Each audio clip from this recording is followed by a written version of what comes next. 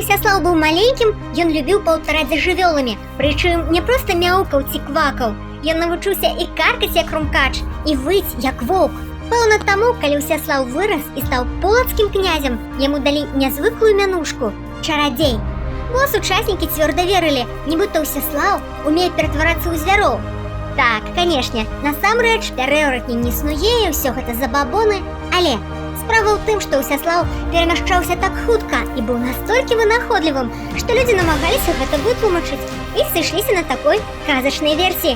Нягледзячы на гэтыя чуткі, Усяслаў заставаўся сапраўдным хрысціянінам. Напрыклад, падчас вайны ён быў узяты ў палон менавіта таму, што даверыўся клятвам на крыжы.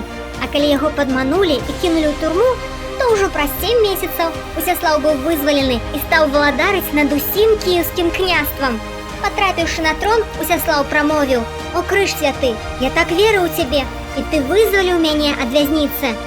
Але пасада князя кіеўскага не цешыла Усяслава, бо ён вельмі сумаваў па радзіме і, прайшоўшы выпрабаванні няволяй, уладай і бітвамі, усё ж такі вярнуўся ў родны Полацк.